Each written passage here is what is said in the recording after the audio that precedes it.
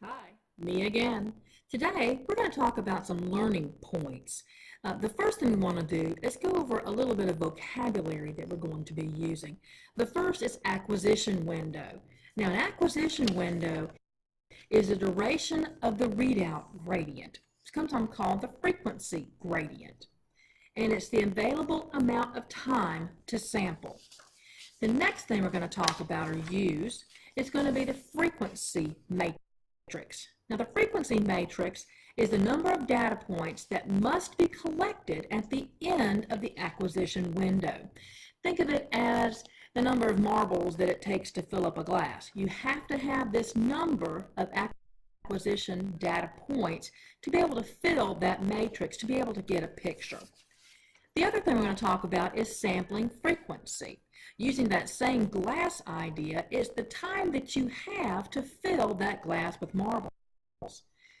The rate at which frequencies are sampled during the acquisition period. And again, it determines the number of data points that you can acquire during your sample. One of the other things we're going to be using and talking about is the sampling interval. And what that is the interval between each sample. And it's characterized typically as 1 over the sampling frequency. Now, one thing I forgot to mention to you, let's go back to that sampling frequency one more time. Just to be specific, it's the rate at which frequencies are sampled during the acquisition window per second. That's where you get your time from. Now, we have a couple more things we want to discuss, and that's on the next slide. Hi. One thing we're going to be talking about is called the Nyquist theorem. Basically, it's how you sample things. It's a way to know your sampling frequency because specifically, Nyquist determines the sampling frequency or how fast to sample the digital image. Typically, your Nyquist is going to be your sampling frequency that the Nyquist helps determine is 2 times the highest frequency that you're looking at. Now, if you look over at the drawing beside me, you can kind of see that that top one represents 1 cycle. Between each vertical line, each vertical line is a sampling time. So between let's go backwards, between 1 cycle of that wave on the very first line, you can see that there are 3 times that it's sampled. Technically, it's only twice because the third one begins your next wave. So you're sampling it twice. You're getting the full range of the samples from highest to lowest. The second line, you're getting in only 1 cycle. You're getting only 1 sample. Now, that's not giving you an accurate representation of the entire wave, as you're losing some of your lower frequencies. And in the bottom example, you're not really sampling it at all because what you're getting is not even a full representation of 1 wave. It's sampled less than once per cycle. So you can see here that to get a full representation of the wave, you have to sample it at least twice. And that's how you get your sampling frequency must be twice the highest frequency that you have. Because as you can see, the highest frequency on that first wave, you multiply it by 2, you're going to get the full spectrum. Kind of an odd word, spectrum, but you get the idea. One other thing we want to talk about is receiver bandwidth. Now, the receiver bandwidth actually determines the range of frequencies. Numerically, it's the same number as your sampling frequency, but it's not the same thing, just the same number. That helps us because we're not able to pick or dial in the sampling frequency at the monitor or at your control room. However, we can dial in the receiver bandwidth, which has the same value. That'll come into play when we do some mathematical equations. Now let's talk for a second about TE. Remember, TE was the echo time? Its definition is the time from the RF pulse to the peak signal. Remember, we get the signal during our frequency gradient or frequency encoding, and it's the middle of the frequency or at the highest point. Sound like some things are starting to fit together? Because at the highest point, we know is when we're talking about the Nyquist frequency, and the sampling frequency must be 2 times that highest point or the highest frequency. Now we're talking about acquisition windows being directly affected by TE, and that if you increase TE, the TE time, you're going to increase your acquisition window. Now let's get a little more detailed on how all of this is going to fit together. We're going to start off kind of simple, and then we'll get a little more complicated, cross your fingers, toward the end. All right, so here we go. Let's try and make this a little bit of an analogy. Do you remember a long time ago they used to have the great buggy races where you would take a grocery cart into a store and you would try and fill that grocery cart to the brim in a certain amount of time? We can kind of use that analogy to help us understand sampling, which is where all this is headed. First thing, let's define a few things according to our great buggy race. The first thing, frequency matrix. How many items will fill that buggy? The sampling frequency is how many times, or how many items rather, you can pull off the shelves.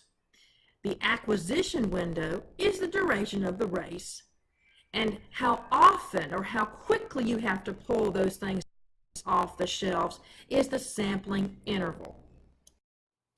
Okay, so let's go through this real quick. We need the buggy to hold 100 items, as this is the maximum for the buggy. This is the frequency matrix.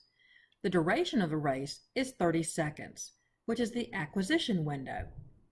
You are physically able to pull an item off the shelf every 1.2 seconds. That's our sampling frequency. How much time will you have between each item pull for you to fill the buggy in the allotted time to win the race? We have to find that, but that's your sampling interval. Now let's talk about it further. To be able to fill the buggy, we need to know how fast we can handle each item and how quickly we need to do it. Basically, we need to know the interval time as we know all the other aspects as these are set. The interval time is 1 over your sampling frequency, or in this case, 0.833 seconds. Knowing this interval time, how long will it take us to fill the cart so we can win? The time to fill the cart is the interval time times the buggy size, or in MRI terms, the acquisition window equals the frequency matrix times your sampling interval. For our great buggy race, our acquisition window is 100 times 0.8333 seconds, or 83 seconds. We're going to lose because the duration of the race is only 30 seconds. This is a very basic idea, but it gives you an idea of how things work together with the MRI and sampling. Okay, so in MRI terms, let's say that the frequency matrix that we need to get a digital image is 256 data points. This means that 256 data points must be collected within the acquisition window. We would not be able to set the sampling frequency to get the equations that we need, but we can set the receiver bandwidth, as numerically they're the same number. They're not the same thing, but they are the same number. So, putting this together, if we select the receiver bandwidth to be 32 kilohertz, then the sampling frequency is also 32 kilohertz, or more specifically, it means that 32,000 data points will be collected every second. The sampling interval we know is 1 over the sampling frequency, or in this case, 1 over 32,000, or 0.00003125 seconds. This means that every 0.00003125 seconds, a data point is acquired. So the acquisition window would need to be 0.00003125 seconds times 256, or 8 milliseconds. Basically, it's the sampling interval times the frequency matrix. This means that the 8 milliseconds is the amount of time that the readout encoding or the frequency encoding must be switched on to get the required 256 data points. See how it's all fitting together? But how does this affect TE again? Let's talk about that in more detail. This is because your sampling interval changes when the sampling frequency changes. So basically, the TE would increase by half of the increase in the acquisition window as the peak signal is in the middle of the acquisition window. So when you turn on the frequency encoding or readout gradient, that time, if you increase it by half on each end. So basically, when you're looking from the TE being the onset of the RF pulse to the peak signal, you're only looking at half of the increase in the acquisition window time. But TE is also changed or affected by the frequency matrix. The TE would also increase if we increase the frequency matrix. Increasing the matrix means that we must collect more or less data points in the acquisition window. With all other variables the same, this means we will need to have more time or less time to fill the matrix. So basically, the TE is directly proportional to a change in the frequency matrix, whether up or down, or the receive bandwidth, which is also the sampling frequency, whether up or down. If one goes up, the other goes up. I hope this video has been helpful to kind of explain how things work with the TE, the receive bandwidth, sampling, frequencies, sampling intervals. Hopefully I've helped a little bit to try and decipher some of the more difficult items. More to come. Stay tuned.